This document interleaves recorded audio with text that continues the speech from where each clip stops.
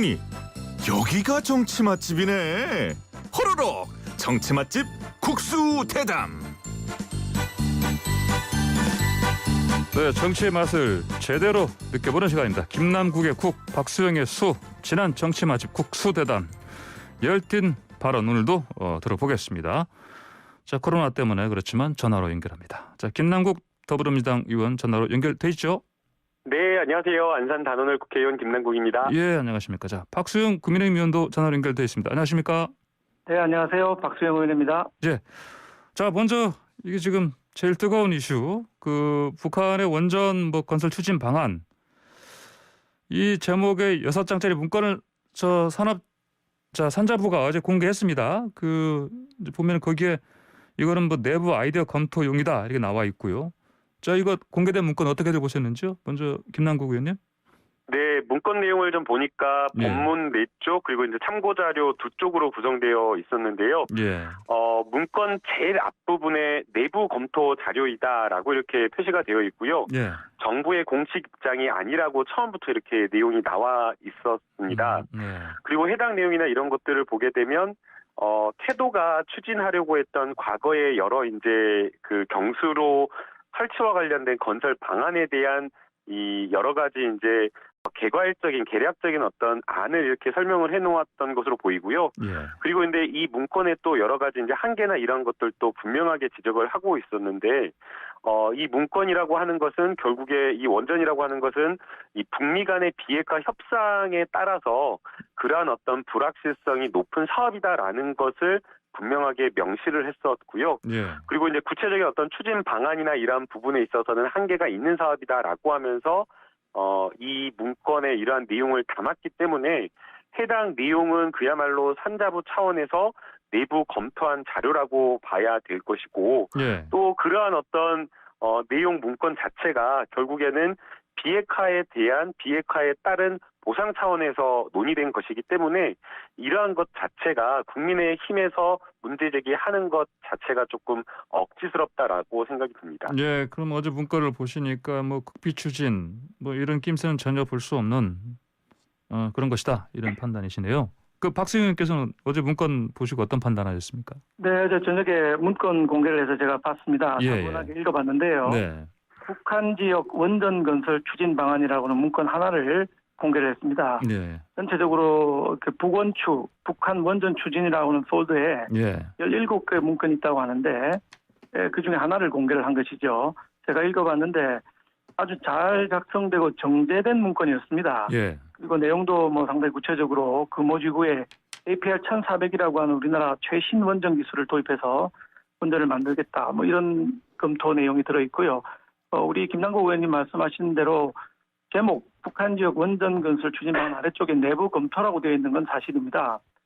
그런데 제가 보기에는 이게 이제 문건 작성한 상황, 우리가 이제 이게 폴드도 핀란드어로 부호이스 북한 쪽이라고 하는 폴드를 만들어놨고 감사 바로 전날 야간에 청사를 무단으로 들어가서 방실 침입죄까지 적용돼 있는데 그래서 문건을 삭제를 한 거거든요.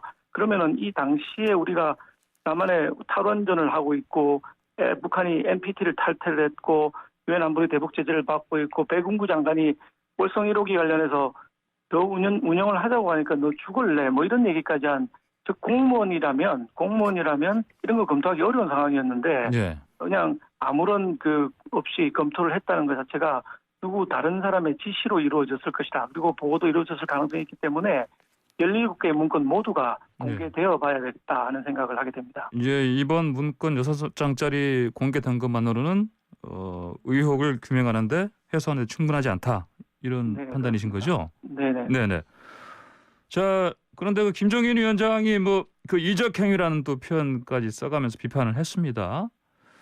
자, 이 표현 때문에 지금 정부에서는 법적으로 대응한다 또 이런 상황이고요. 또 USB 전달된 것까지는 서로 다 이제 지금 확인이 됐지만 그 내용 가지고 또 이제 지금 논란이 지금 이어지고 있습니다. 이 전체적으로 지금 이 사안 바라보는 여야 입장 좀 두 분 통해서 한번 들어보고 싶습니다. 먼저 김남국 의원님. 네, 저는 이게 정말 전형적인 구태 정치, 공작 정치의 일환이라고 보이는데요. 예. 김종인 비대위원장과 주호영 원내대표가 명백하게 사과해야 될 사안이라고 생각이 듭니다. 사과해야 된다. 이게 주장한 내용을 보게 되면 예. 문재인 대통령이 극비리의 원전을 북한에 지어주려고 했다. 그리고 USB에 담긴 내용이 원전 추진과 관련된 방안이다. 예. 그리고 삭제된 문건 내용이 구체적인 원전 건설 방안과 관련된 내용이 들어있다. 이런 지금 주장을 하고 있는데요. 지금 많은 전문가들이 기술적인 측면에서 한국형 경수로는 미국이 원천 기술을 보유하고 있기 때문에 우리가 전수해줄래야 전수해줄 수도 없고 여러 가지 대북 제재 결의라든가 지금 현재 상황 속에서 포함되어 있는 핵확산 금지 조약 이런 것들에 따르면 예. 사실상 북한의 이 원전을 우리가 독자적으로 지어주는 것 자체가 불가능한 상황인데 이것을 독자적으로 극비리에 지어주려고 했다는 것 자체가 소설이다라고 이렇게 보고 있거든요. 예. 그리고 지금 USB에 4월 27일 날 판문점에서 전해줬다라고 이렇게 이야기를 하고 있는데요. 지금 문건이 작성되었다라고 하는 파일명에 5월 14일로 이렇게 되어 있습니다. 그러니까 이 파일은 판문점 남북 정상회담 이후에 작성된 파일이기 때문에 사실상 이 USB에 담겨 있지도 않고요. 그리고 그 당시 청와대에서 판문점 이 남북 정상회담을 추진했던 실무자들도 원전의 원자도 거기에 USB에 담겨 있지 않다라고 하는데 이걸 가지고 이 원전을 극비리에 지어주려고 했다라고 하는 말도 안 되는 이런 소설을 지어가지고 이 선거 직전에 이런 마타도를 하는 것 자체가 정말 구태 정치고 사라져야 될 이런 정치가 아닌가라는 생각이 듭니다. 예. 그래서 이 사안과 관련되어서는 명백하게 이 김종인 비대위원장과 주호영 원내대표가 사과를 하고 넘어가야 된다고 봅니다. 예. 박수영 의원님 의견은요? 예, 우리 김남국 의원님께서 공작 정치라고 규정을 하셨는데요. 이게 이 문건을 만들거나 USB를 넘겨준 게 우리 야당이 아닙니다. 행정부에서 만들었고 여당에서 USB를 넘겨준 거 아니겠습니까? 대통령께서 직접 넘겨주셨는데 그때 발전소 관련 내용이 있다고 본인이 대통령께서 스스로 말씀하신 거거든요. 넘겨준 USB 안에. 그렇다면 어떤 발전소의 내용이 들어가 있는지를 명명백백하게 공개를 하면 될 것입니다. 공개를 안 하려고 하니까 저희 입장에서는 국정조사를 해서 팩트를 분명히 하자. 왜 문건도 17건 중에 한 건만 선택적으로 공개를 하고 USB를 넘겨줬는데 USB에 무슨 내용이 들어있는지 국민들이 알아야 될 거 아닙니까? 근데 전혀 공개를 하지 않고 원전에 원자도 들어있지 않다 이렇게 말로만 하고 있는데 이런 걸 말로 다툴 필요가 없습니다. 공작 정치인이 아니니 다툴 필요가 없이 USB를 공개하면 깨끗하게 해결될 수 있는 문제라고 생각을 합니다. 예. 자료는 선택적으로 공개하면서 자꾸 공작 정치로 몰아붙이고 있는데 저희가 만들거나 넘겨준 자료가 아니라는 걸 다시 한번 말씀드립니다. 예, 박수 의원께서는 아까 말씀하신 것처럼 문건도 완전하게 다 공개해야 되고 USB 내용도 좀 공개하라 이런 말씀이시네요. 그 김남국 의원께서는 USB 이 내용도 공개하는 게 맞다고 보십니까? 적절하지 않다라고 보입니다. 정상 간의 외교 차원에서 서로 간에 주고받은 문건이고요. 해당 내용은 그야말로 극비의 보안이나 이런 것들에 의해서 보호되는 게 맞지 이것을 그냥 말도 안 되는 합리적인 어떤 주장이나 타당한 근거를 제시하지 않은 상황에서 그러한 어떤 이유도 없는 상황에서 모든 것을 공개하라고 하는 것 자체가 터무니없는 정치 공세에 해당한다라고 보이고요. 지금 국민의힘 쪽에서 주장한 내용들 자체가 사실이 아니었잖아요. 그러면 우선 거기에 대해서 사과를 하고 넘어가야 되는데 지금 거짓 주장, 잘못된 사실 이런 것들이 드러났는데도 불구하고 그것은 사과하지 않고 더 거기에 이어가가지고 더 무리한 정치 공세를 이어가는 것 자체가 저는 역풍을 맞을 거라고 저는 봅니다. 예, 알겠습니다. 자, 이 문제는 이쯤에서 좀 박수영님 김남국 의원도 두 번 말씀하셨으니까 저한테도 기회를 똑같이 주셔야 되지 않습니까? 예, 말씀하십시오. 예. 네네네. 예. 이거 공개를 하면 깨끗하게 되는 문제를 공개하지 않으면서 자꾸 역풍 이야기 말씀하시는데요. 네네. 국민들은 진실을 알고 싶은 겁니다. 이 문제를 저희가 제기한 문제가 아니에요. 검찰에서 공소장을 작성하면서 이런 문건이 있다고 공개를 하면서 밝혀진 거 아니겠습니까? 예. 그럼 검찰에서는 문건의 제목만 공개를 했기 때문에 내용을 다 공개하라는 건데 왜 딱 한 건에 6쪽 문건 하나만 공개하느냐고요. 전부 공개하고 전부 다 드러내놓으면 이 논란이 가라앉을 수 있다는 자신이 있다면 공개할 이유가 없다고 생각합니다. 이 문건이 문제가 되는지 여부를 먼저 판단을 해야지 그 적절한 문제 제기 하에 여러 가지 공개라든가 이런 것들을 논의할 수가 있다라고 보이는데요.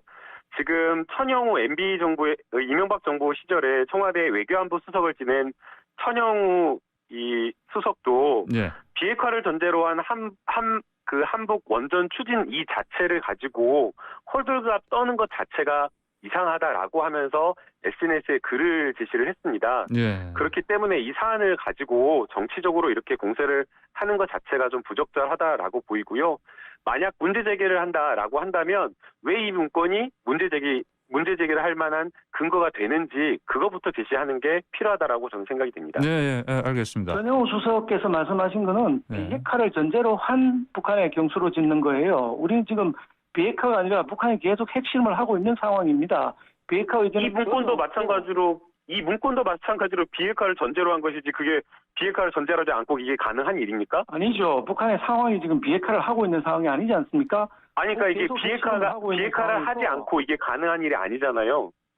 아니 북한이 하고 비핵화를 추진할 때 우리가 도와주는 것이지 지금 비핵화를 하지 않는 상황에서 원전을 지어주겠다. 우리는 탈원전을 하면서 북한의 원전을 건설하겠다는 문건이 나오는 것 자체가 의혹을 사기에 충분한 것이죠. 아니, 그러니까 지금 국민의힘에서 주장하는 것 자체가 말이 안 되는 이야기인 겁니다. 예, 자. 지금 이것은 비핵화를 전제로 해서 추진을 하고 있고 이야기를 하는 건데 아니, 북한이 뭐 비핵화를 하지 않은 상황에서 이걸 지어준다는 것 자체가 말이 안 되는 일인데 북한이 한 발짝도 비핵화에 대해서 나간 게 없는데 어떻게 비핵화를 전제로 하고 이런 문건을 만드나요?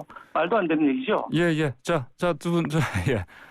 방금 청취자 0507님께서 이런 질문을 보내오셨습니다. 아무래도 김남국 의원께서 답하셔야 될 것 같습니다. 산자부 공무원들이 왜 컴퓨터 파일은 지웠나요? 예. 이런 질문에 네, 대해서. 그 부분은 수사 중인 사안이기 때문에 공무원들이 아마 수사기관에서 진술을 했던 것으로 보이고요. 네네. 지금 530여 건의 문서 중에는 네. 지금 이 파일만 있는 것이 아니라 이명박 정부, 박근혜 정부에서 생성했던 문건들도 한 140여 건 있다라고 이렇게 이야기를 하고 있고요. 예. 또 그런 어떤 문건들이 우리가 생각하는 어떤 극비의 어떤 정보나 이런 것들만 포함되어 있는 것이 아니라 여러 가지 그냥 공개되어 있는 인터넷에 나와 있는 이런 정보들도 삭제되어 있기 때문에 왜 삭제되어 있는지 여부는 재판이나 수사 결과를 통해서 저희가 확인할 수 있을 것 같습니다. 예, 지금 저 두 분이랑 얘기할 이슈들이 많은데요. 다음 논란은 좀 넘어가죠.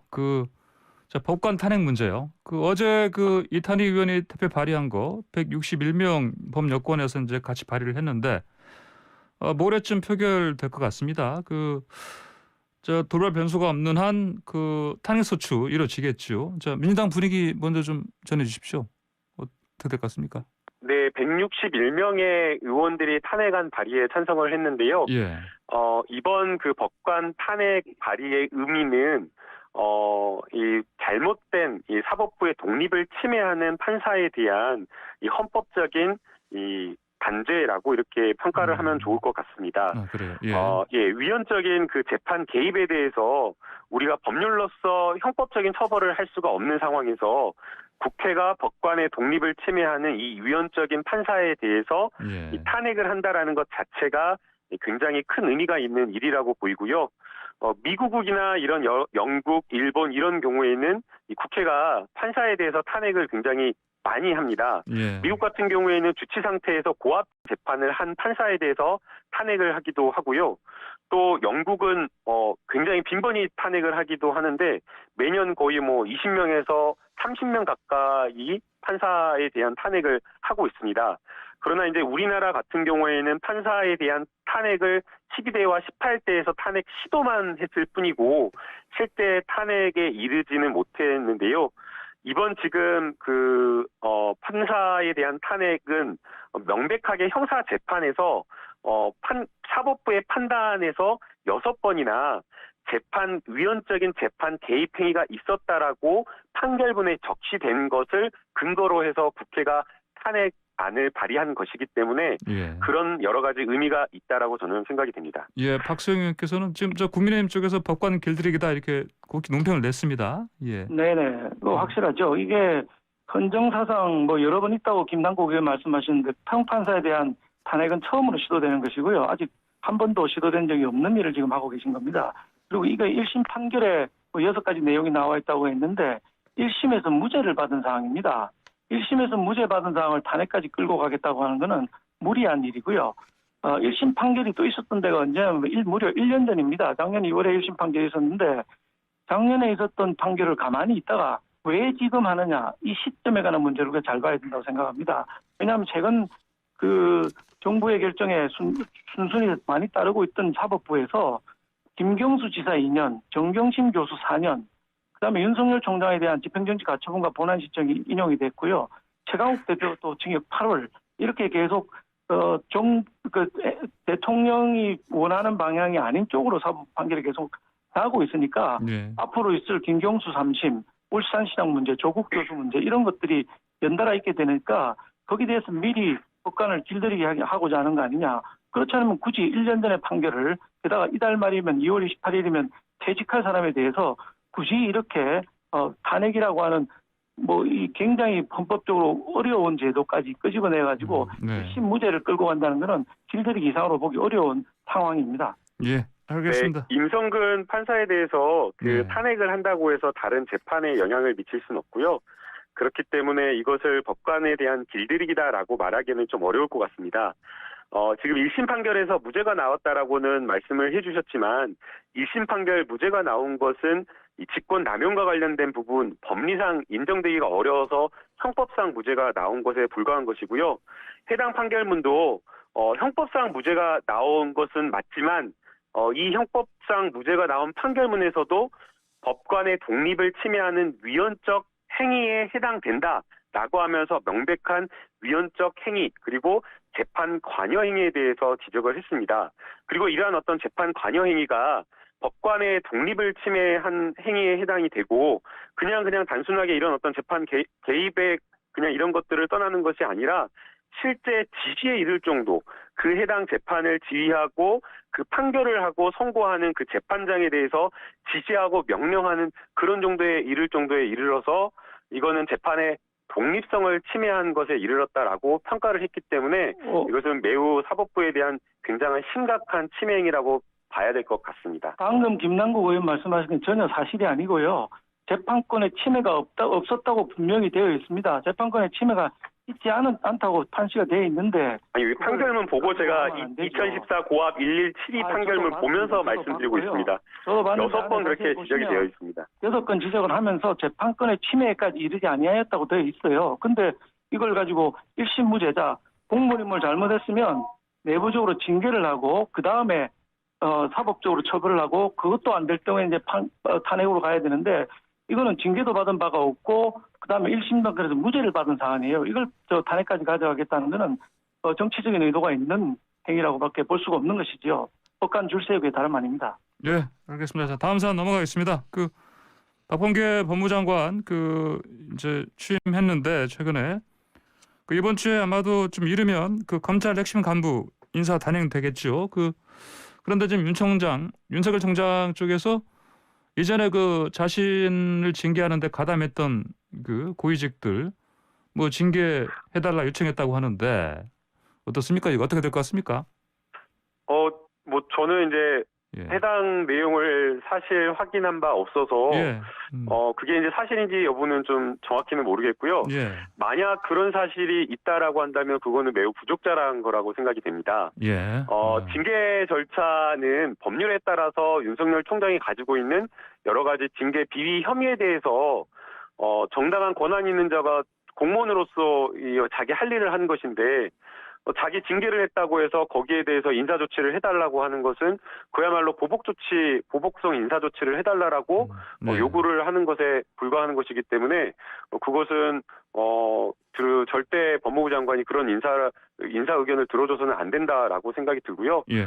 오히려 제대로 된 어떤 윤석열 총장에 대한 징계와 관련된 법적 조치를 한 사람들이다라고 한다면 네. 그러한 사람들을 존중하고 지켜주는 게 맞다라고 저는 생각이 됩니다. 예, 박수영님 의견은요? 예, 어떻습니까? 우리 윤석열 총장에 대한 징계 문제는 대통령께서 직접 나가서 사과를 하신 사항 아니겠습니까? 그렇다면 대통령의 판단을 혼란스럽게 만드는 사람들에 대한 일벌백계가 있어야 된다고 생각합니다. 그리고 검찰 개혁을 주도할 세력으로서는 이미 국민적인 신뢰가 없어진 분들이라고 생각합니다. 왜냐하면 또 검찰 개혁의 목표가 검찰을 정말 국민의 검찰로 만드는 것이 아니고 또는 그 정권에 대한 실세 정권을 수사하는 이런 것도 아니고 총장을 찍어내는 게 검찰 개혁인 것처럼 추진했던 세력들이고 그게 대통령의 사과로까지 이어졌기 때문에 이번에는 정리를 해야 된다고 생각합니다. 예, 알겠습니다. 자, 이번에 또 이제 임시국회 어제 시작됐는데 이른바 그 민생 법안 103개. 저 여당에서 민주당에서는 이거 처리한다는 방침이죠? 설명 좀 해주십시오. 예, 김남국 의원님. 네, 지금 코로나19로 경제가 지금 많이 어려운 상황이기 때문에 이번 임시국회는 민생을 챙기는 국회가 돼야 된다라고 지금 보고 있습니다. 이제 무엇보다 코로나19 손실 보상과 관련된 법안을 지금 통과시켜야 된다라고 지금 이렇게 보고 있는데요. 그 집합금지와 제한 조치 여러 가지 이제 이런 부분으로 인해서 소상공인들의 그 여러 매출이 정말 크게 감소해가지고 벼랑 끝에 내몰려 있는 많은 분들, 어려우신 분들이 많습니다. 그래서 지금 발의되어 있는 법안들이 이동주 의원님 법안, 그리고 민병덕 의원님 법안, 또 강훈식 의원님 법안들이 이렇게 좀 있는데요. 이동주 의원님 법안은 이 코로나19 감염병 피해에 대해서 손실보상위원회를 설치해가지고 대통령령으로 정하는 영업이익과 영업 피해 기간 이런 것들을 산정해가지고 보상하자라는 것이고요. 이제 민병덕 의원님 법안은 위원회가 이렇게 보상을 하게 되면 또 그걸 가지고 또 다툼의 여지가 있게 되고 그리고 또 신속하게 보상하는 것이 어려워지게 되기 때문에 손실 매출액 범위를 정해가지고 70%에서 50% 범위 내에서 신속하게 보상을 하자라고 이렇게 또 정하고 있습니다.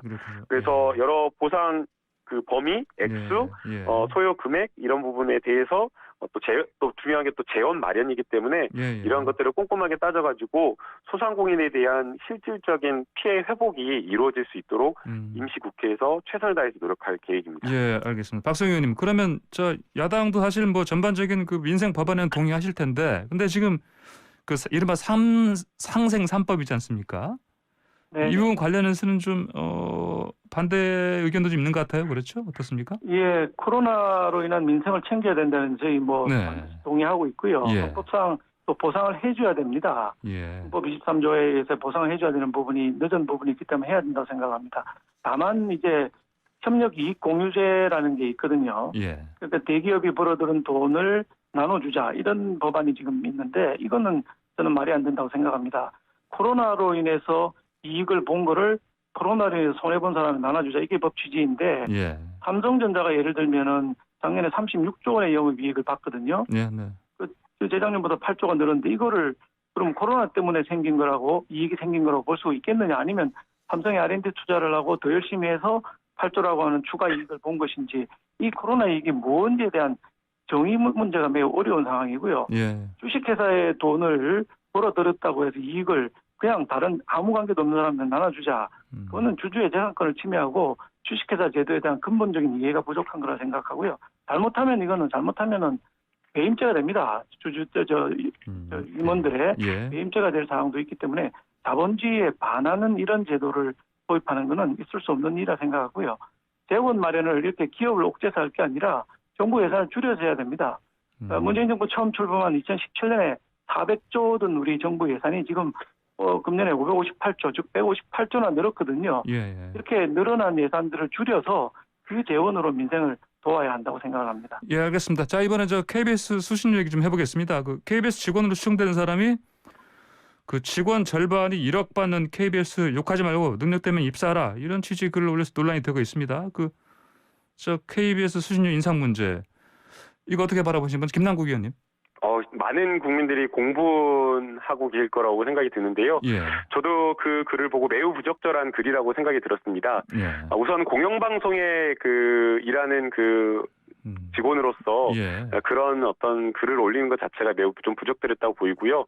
또 더군다나 지금 KBS 수신료와 관련되어서 일괄해서 지금 한전의 정기 수신료에 지금 일괄해서 지금 수신되는 부분에 대해서도 부당하다라고 국민들이 많은 불만을 제기를 하고 있는데 이런 부분에 대한 비판이나 국민적인 어떤 요구는 생각하지 못하고 높은 어떤 자기들의 어떤 특권이나 기득권을 옹호하는 어떤 그런 부분 그리고 또 조롱하는 그런 글을 올려서 오히려 국민들의 분노를 샀다라고 생각이 듭니다.